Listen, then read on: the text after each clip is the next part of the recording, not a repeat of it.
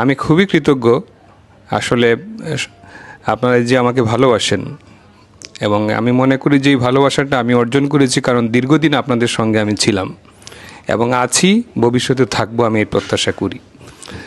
আমার অত্যন্ত শ্রদ্ধার জনাব মহিব চৌধুরী আজকে এখানে এই আয়োজনটা করেছেন তিনি, এবং আপনারা সবাই এসেছেন, সবার প্রতি আমি কৃতজ্ঞ। আমি যে দায়িত্বটা পেয়েছি আপনারা দোয়া করবেন। আমি সবসময় বলি যে সততা এবং নিষ্ঠার সঙ্গে আমি সেটা যেন পালন করতে পারি।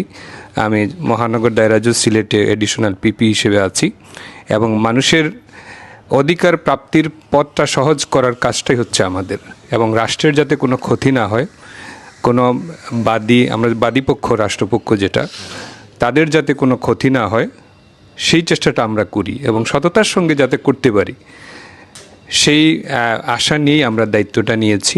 কারণ আইনের শাসনটা প্রতিষ্ঠা করাই হচ্ছে আমাদের বর্তমান পরিষদের প্রথম এবং একমাত্র লক্ষ্য।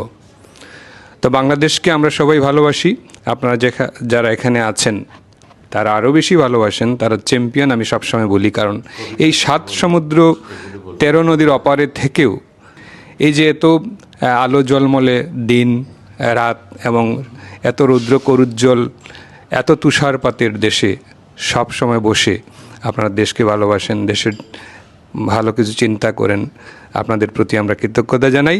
এবং আমরা আশা করি প্রবাসীদের স্বার্থ যাতে অক্ষুণ্ণ থাকে এবং প্রবাসীরা যাতে কোনো ধরনের বঞ্চনার শিকার না হন সেই চেষ্টা আমরা করে যাব।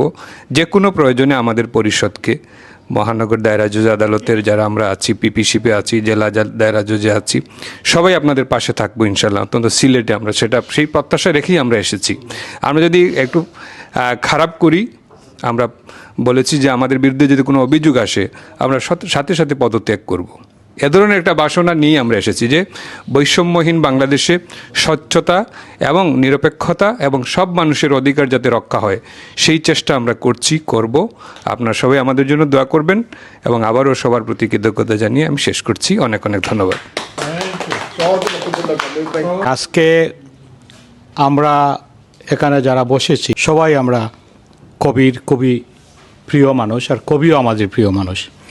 সে একজন ভালো কবি, একজন ন্যায় বিচারের করবে, দেশের জন্য কাজ পেয়েছে, সাহিত্যিক তো হ্যাঁ অবশ্যই। আর তার বক্তৃতা শুনে আমার খুব ভালো লাগছে। আমার মনে হয় এখন আমরা তো অনেককেই পাওয়ারে দিয়ে দেখেছি, এখন আমার মনে হয় কবি সাহিত্যিকদের ভালো ভালো কাজে দেওয়া উচিত, তাহলে আমরা কিছু ন্যায় বিচার, ভালো কাজ, সততা দেখতে পারব।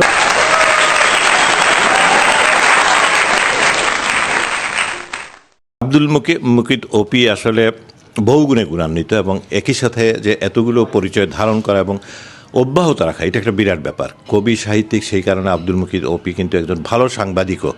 উচ্চারণও ভালো, প্রেজেন্টেশন ভালো, যে ভাবনা, এই যে জিনিসগুলোর যে ফুটিয়ে তোলা, প্রকাশ করা, বিরাট একটা ব্যাপার। আমাদের যে সিলেটের ডাকের সাহিত্য সম্পাদক হিসেবে ওপি তখন তো আরও অনেক আগের কথা এবং বয়সে অনেক কম থাকলেও ওপি একটা স্বাতন্ত্র্যে তার অবস্থান করে নিয়েছেন এবং এখন পর্যন্ত তিনি এগিয়ে চলেছেন।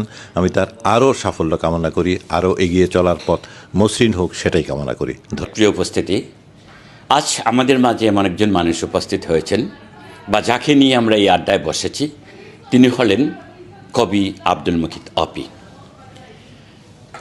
কবি এমন একজন মানুষ, সে সারাক্ষণ তার মুখে আপনারা হাসি দেখবেন। কবি আব্দুল মুকিত ওপিকে নিয়ে আমরা মেতে থাকতাম সিলেট শহরে।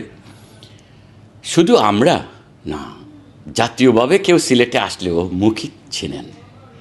সে আসাদ চৌধুরী, কবি আব্দুল মুকিতের বাসায় গিয়ে আমি ইন্টারভিউ নিয়েছি, কারণ উনি কমফোর্টেবল ফিল করেন আব্দুল মুকিত ওপির বাসায়। কবি আল মাহমুদও আব্দুল মুকিত ওপিকে জানেন। বারবার আমি যখন নিয়ে এসেছি, তিনি হাতে গোনা যে কয়জনের নাম নিতেন, ওপি তার মাঝে একজন। ওপির কবিতা চমৎকার, কিন্তু খুব বেশি কবিতা তিনি লেখেন না, মাঝে মাঝে লেখেন, কিন্তু যথার্থ কবিতা হয়। সাহিত্য লাইব্রেরির ক্ষেত্রে ইনি এই আইনজীবীদের লাইব্রেরির দায়িত্বে, কিন্তু শুধু লাইব্রেরির দায়িত্বে না, প্রচুর পড়েন, আইনের বিষয়ে পড়েন, গল্প সাহিত্য পড়েন, সাংবাদিকতার বিষয়ে পড়েন। সাংবাদিকতার ক্ষেত্রেও সরব পদচারণা আছে। সাহিত্য সম্পাদক হিসাবে সাত্তার ভাই যখন সিলেটের ইত্তেফাক, দৈনিক সিলেটের ডাকের নির্বাহী সম্পাদক। তখন আব্দুল মুকিত অপি সিলেটের ডাকের সাহিত্য দেখেন। এটা একটা বড় ব্যাপার। সাত্তার ভাইয়ের একটা কসমেটিক লিডারশিপ ছিল টিম গঠনের দিক থেকে। এটা আমি অনেক লিখেছি, আপনারা হয়তো পত্রপত্রিকায় পড়েছেন। সেই সময়ে তিনি চুজ করেছিলেন আব্দুল মুকিত অপিকে। তা আমি আর কথা বাড়াতে চাই না। তাইসির মাহমুদ যেখানে আছেন, সুন্দর সরস কথাবার্তা আসবে, আর অন্যরা তো বলবে না। সবশেষে আমরা সাত্তার ভাইয়ের কাছ থেকে সুনিপুণ বর্ণনা শুনবো। আপনারা সবাই ভালো থাকুন। আব্দুল মুকিত অপি শতায়ু হন। আল্লাহ হাফেজ। অপি ভাই একজন কবি, আইনজীবী, তার চেয়েও উনি একজন ভালো উপস্থাপক। কীভাবে উপস্থাপক? এটা কিন্তু উনি সার্টিফাইড উপস্থাপক। তো আমি 2003-তে কামরান ভাই যখন প্রথম মেয়র ইলেকশন হলো, তা আমি ওনার ইলেকশনের নিউজের মেকানিজমটা টোটালি আমাদের মিডিয়া লাইন থেকে করলাম, এবং ইলেকশন শেষে প্রায় এদেশে আসার আগ পর্যন্ত আমি কিছু পাবলিক রিলেশনের দায়িত্বে ছিলাম। তো ইলেকশনের দিন, উনি ইলেকশনের সময় যে ফার্স্ট পাবলিক মিটিংটা হলো, উনি অ্যারেঞ্জ করলেন ওনার চড়ারপা বাসার সামনে।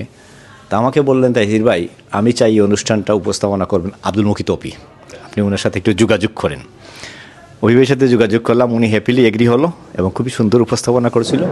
কামরান ভাই আমাকে পরে বললেন, না আসলে অপির উপস্থাপনা খুবই ভালো হয়েছে। পরের দিন নিউজ টিউজ হইল। এই হচ্ছে যে কামরান ভাই ওনাকে খুব ভালোবাসতেন। তো অভিভাবকের জন্য শুভকামনা। এখন যেটা শুনলাম এডিশনাল পিপি হয়েছেন, তো আপনাকে কংগ্রেচুলেশন এবং আপনার এই যাত্রা সফল হোক, শুভকামনা জানাই। ইনশাল্লাহ আপনাকে আমরা বসবো। সম্মানিত সভাপতির লগে আমার পরিচয় হচ্ছে চ্যানেলের অফিসে মনে হয় না, একদিন চ্যানেলের অফিসে স্টেট ডায়ালগ। জি জি, ডক্টর কামাল হোসেন শাহ আসলাম। জি, তাইসির ভাই যেটা হয়েছে যে তাই বালা উপস্থাপক, তাই মাতইন সুন্দর। কামাল হোসেন সাহেব যেদিন আসলা প্রোগ্রাম, অপি ভাই গেছেন, প্রশ্ন করছিলাম মনে হয় আপনার এক দুইটা। তো আমি অপি ভাইয়ের উত্তর সমৃদ্ধি কামনা করি, এবং তিনি পিপি হয়েছেন, এডিশনাল পিপি। আমি কালকে পরশু দিন শহীদ ভাইয়ের সম্বর্ধনাতে আমি কইছি যে আপনারা, আমরা অপি ভাই, আমরা একটু স্বার্থ দেখুন জানো। কারণ আব্দুল মুকিত অপির সাথে আমার স্মৃতি তেমন ঝুড়িতে কম, কিন্তু যেটুকু ছিল বা আছে সেটা অনেক ঋদ্ধ। তার সাথে সম্পর্কটা আসলে কবিতা নিয়েই হয়ে উঠেছেন অনেকগুলো পেশার সাথে। তার সাংবাদিকতা, তার কবিতা, তার আইন পেশা, এই বয়সে বহুমাত্রিক হয়ে ওঠা একটা সৌভাগ্যের বিষয়। একটা অভিজ্ঞতা অর্জন করেছেন, কিন্তু কবিতা কোনো বিষয়কেই সে গ্রাহ্য করে না, সে শুধু নিজেকে গ্রাহ্য করে। কবিতা কোনো কিছুর সাথে কম্প্রোমাইজ করে না।